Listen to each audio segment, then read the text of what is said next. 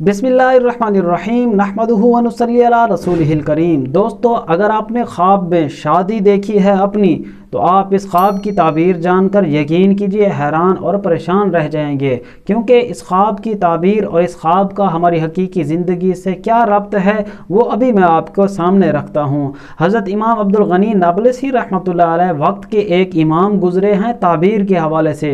वो इरशाद फरमाते हैं, कोई शख्स अगर ख्वाब में देखता है कि उसकी शादी हो रही है, अगर वो अपनी शादी ख्वाब में देखता है और ये नहीं जानता कि उसकी होने वाली बीवी या उसकी दुल्हन, उसका नाम नसब क्या है, वो कौन है, कहाँ से है, देखी नहीं है, उसके मुतालिक कुछ नहीं जानता, तो ये इस बात पर दलील है, हज़रत फरमाते हैं कि उसकी मौत का वक्त करीब है। जी हाँ, सिर्फ ये इमाम नहीं बल्कि हज़रत इमाम इब्न सीरीन रहमतुल्लाह अलैह ये भी एक वक्त के बहुत जय्यद आलिम दीन गुज़रे हैं, इमाम गुज़रे हैं ताबीर के हवाले से। ये भी अपनी ख्वाबनामा ताबीर और रोया एक किताब में लिखते हैं कि अगर कोई शख्स ख्वाब में ये देखता है कि उसकी शादी हो रही है मगर वो अपनी दुल्हन को पहचानता जानता, नाम नसब नहीं मालूम उसको, तो ये इस बात पर दलील है कि उसकी मौत होने वाली है। इसी तरह हज़रत आगे मज़ीद इरशाद फरमाते हैं, अगर कोई शख्स ख्वाब में अपनी दुल्हन को देखता है, जानता है, पहचानता है, तो दुनिया में उसको नफ़ा मिलने,